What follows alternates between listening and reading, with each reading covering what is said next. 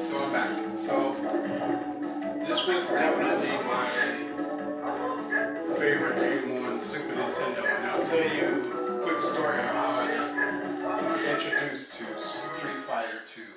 It was at Camp Brown, Badder Than Your Mother. Okay, so grew up in Washington, D.C., went to this camp every year, and my friends Joe, Greg, and they were playing this game. And I used to frustrate Joe, because Joe, I forget the character Joe used to use all the time, but I always used Dowson, because I didn't know how to play. And Dowson had these long arms and long legs. I couldn't do the yoga fire really that good, because you had to do the half circle, and I wasn't really good at that. How about that? There's Dowson. How about that? So anyway, I would beat Joe with doing the long arms and the long kicks, and he would be so upset. Actually, I beat Greg too, and they were really a lot better at this game. And I kind of felt, Greg had, somebody in my cabin had the Super Nintendo, and that's how I learned about Street Fighter 2, and I fell in love with it. So that's Street Fighter 2, and it's on the Super Nintendo. Now, of course, this is another gem that I didn't realize that was already on the arcade, because I didn't go to the arcades. So when I found out this was an arcade, I played the arcade version as well as the Super Nintendo version. So that's Super Nintendo.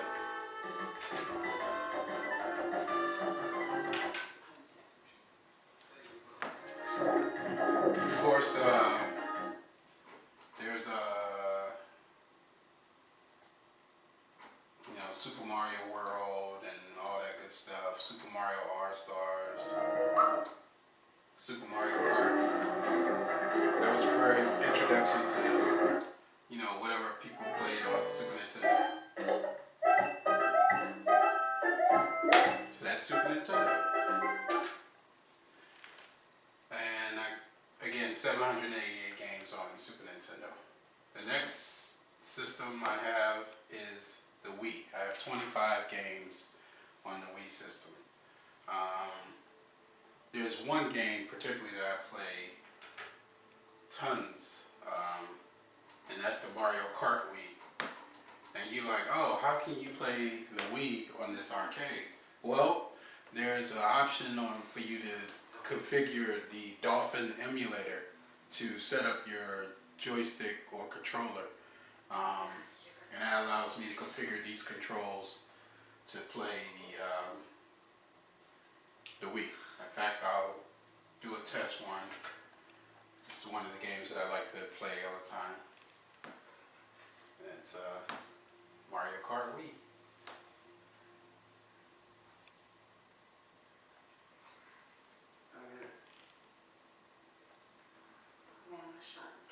Now the Wii always takes its time to start up the emulator. I have no idea why. But there you go. Just like a Wii console is asking you to do the remote with the strap, and eventually the computer will recognize that my joysticks are already set up.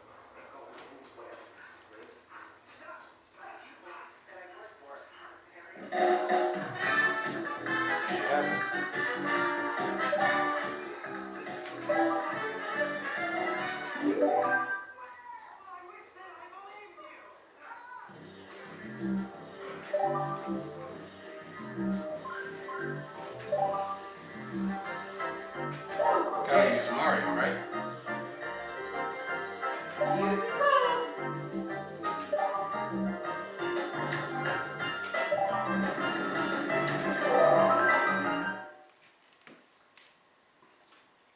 This is a pretty cool system to play. It's a little difficult for the games that require a nunchuck, because I don't have a nunchuck.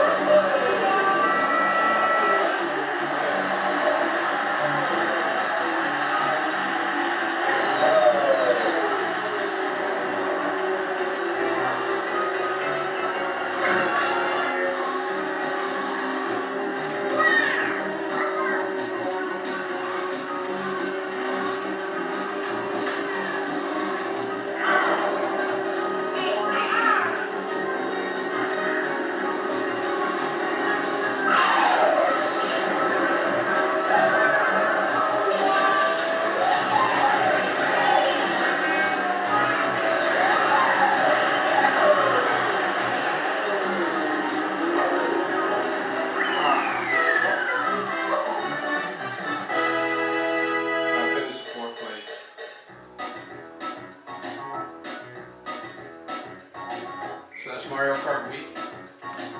Another one that I have to use the keyboard to get out of the emulator.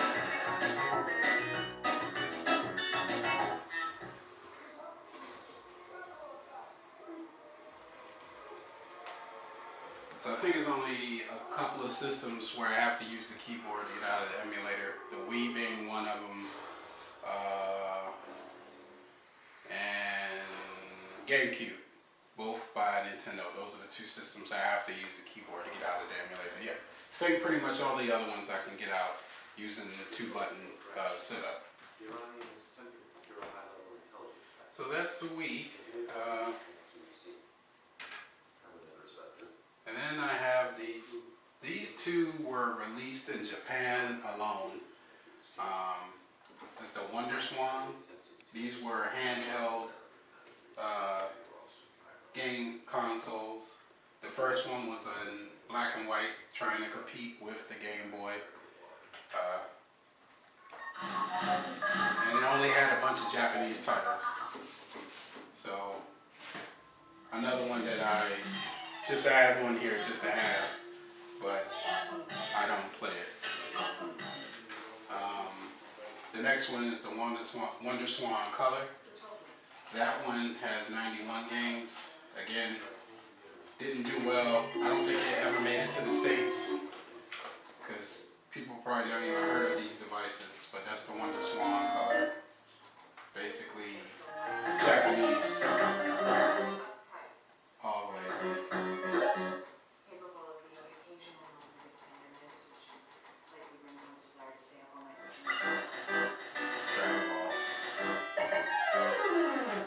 So that's Wonder Swan Color. I also have a tab here for favorites.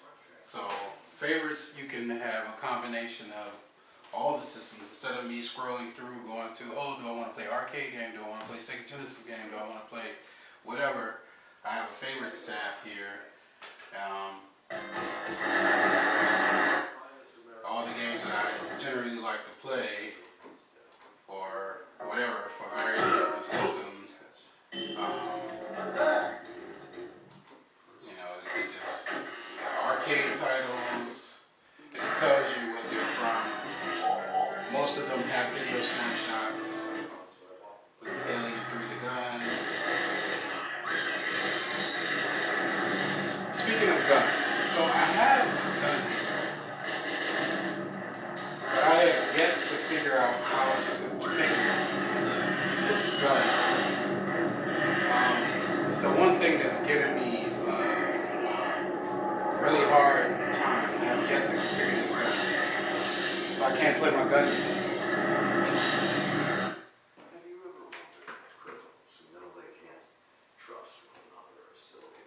So yeah, a lot of arcade titles. I really like the arcade titles. That's all to be some course.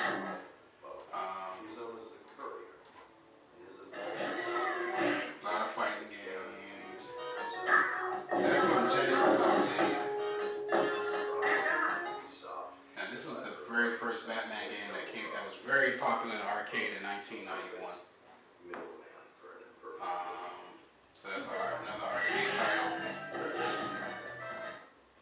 This is for kids. Beavis on Genesis. Beavis and Butthead on Genesis.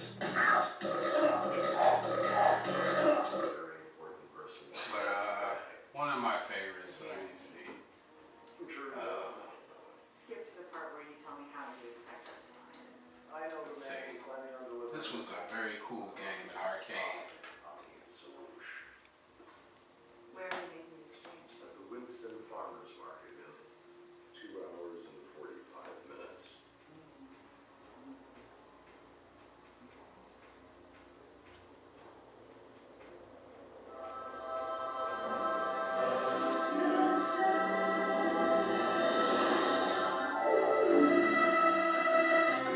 So rich, full of color.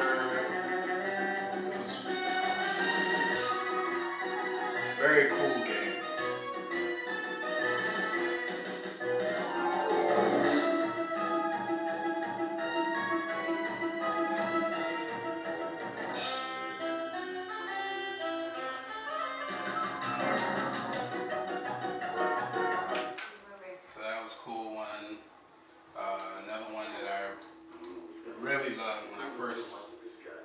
one or two times I did get to go to the arcade, this one was definitely one of my favorites. I would just stand and watch people play until it came out on the Nintendo.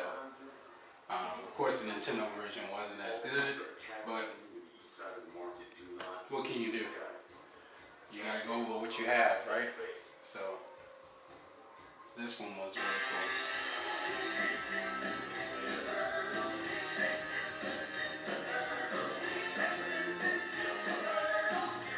I watched people play this in the arcade for hours. You know, I couldn't play it, I was, but yeah, cool color.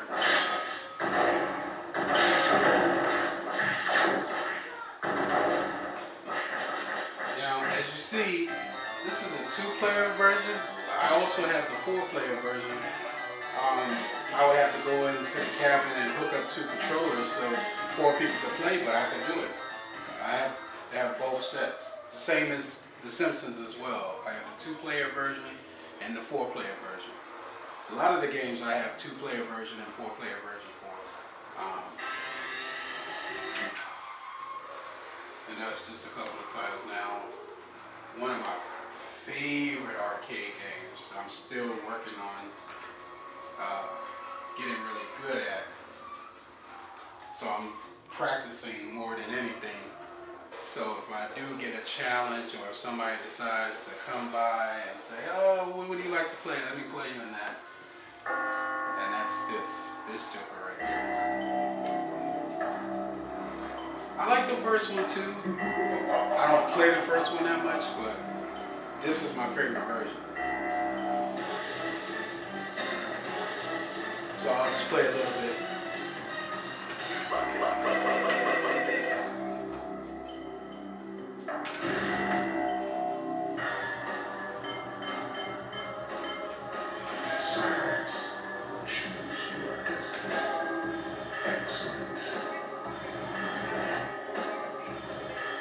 I don't even remember none of the finishing moves by heart.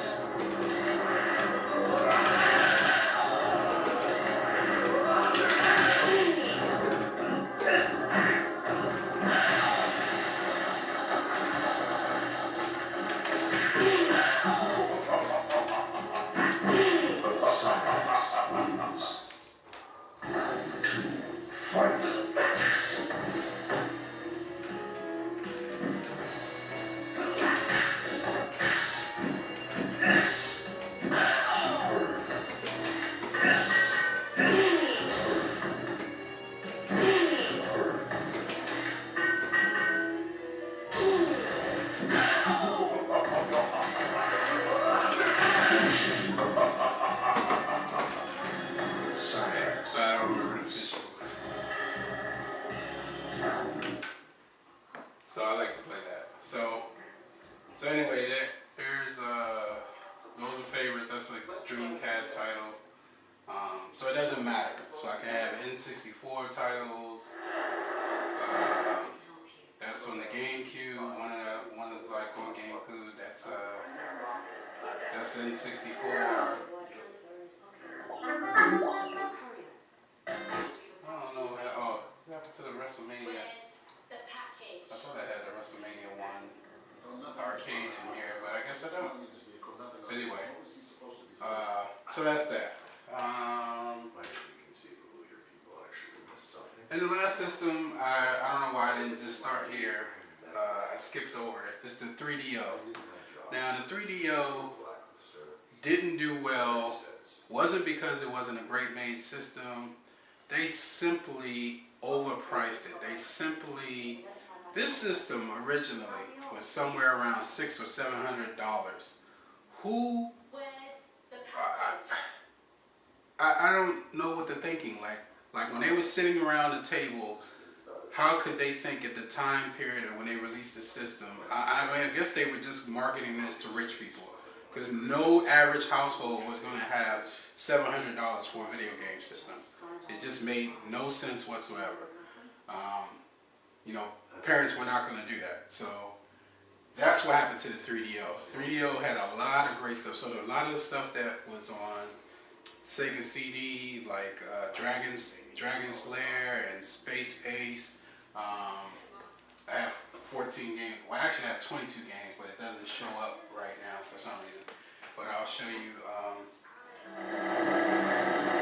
like Dragon's Lair. Dragon's Lair, a fantasy adventure where you become a valiant knight. This was a huge deal because it was animation. You were actually controlling animation, and you got to control the animation, control the cartoon, so to speak. So it was kind of hard. You had to hit up when you were supposed to hit up, or hit down, or whatever. Some people liked it, some people didn't, because you really just was, you know, you got to control like live animation. So I thought it was great. I thought it was great. They had Madden on there. Road Rashes when they became big. Sewer Shark was first released on this. But these titles also was on Sega CD. They looked better on 3DO, but mainly people know them from Sega CD. So Space Ace is another one. Space Ace, defender of justice. You control the cartoon, control the live animation. It's pretty cool. So that's every system that I had. So all of those systems, all of these games, it totals up somewhere a number of almost 12,000 games. Again, I don't play them all. It's just for nostalgia. For the most part, the arcade titles and some of the Super Nintendo and Genesis titles and Sega CD titles are the only ones that I play. But this is my cabinet. This is going to be end up being a part 2 of the video because, well, let me just tell you the details of this cabinet, right? So I've told you that I converted, I'll attach the first video of me converting the cabinet. And initially what I did was I had a Raspberry Pi 3, powering this initially, but it wasn't, you know, I had to overclock it and it wasn't fast enough to do some of the titles that I had, like some of the consoles. Dreamcast was real choppy and slow, Nintendo 64 was real slow, and almost unplayable. So I was like, what can I do to play these things that I want to play and it not look ridiculous and almost to the point of not having it? So I took a computer, old computer, and what I did was it was a computer for one, so the board was strong enough and powerful enough to run these ROMs that I have and the systems that I have. I had enough memory on it. I think I got about like 16 gigs of RAM on here. Yeah, I got 16 gigs of RAM. It's probably 700 gigs of hard drive space. All of this basically only takes up, I calculated, I think only 300 gigs of space, maybe. At the most 300 gigs of space. So I still have plenty of space to add more stuff if I want to. I could add movies and stuff like that, and but I'm not, it's an arcade cabinet, I don't need all of that. So anyway, instead of using the Raspberry Pi 3, what I did was I took a computer and copied all my system files over from my Pi onto, but I'm still running Retro Pi on this computer. I'm using Ubuntu as the operating system, and then I installed Retro Pi into Ubuntu, and that's why everything looks the same as the Pi GUI that if I had a Raspberry Pi in here. Also, what I did was inside, I added a sub and 2 computer speakers to give me better sound than I would have had with the little paper cone speakers that would have been They're still in here from the original arcade cabinet, but I don't use them. I cut the wires. The sound is a lot better with the external speakers that I have right inside the cabinet. So this is pretty much the conclusion of what I have on this cabinet. I will attach part 1 video showing me breaking down the original cabinet. And I want to thank y'all for sticking through all this. I know this has probably been painful and long, and for some people who are not geeks like myself who want to see all, 2 hours or an hour and a half, however long this video is, because I'm not going to edit it. But I just wanted to show you a thorough view of my cabinet. Alright, so tune into the first part of the video, which will show you the whole breakdown of how I got it from the original state to somewhat to this state, and then you have this video that shows everything that's actually on the cabinet. Thank y'all.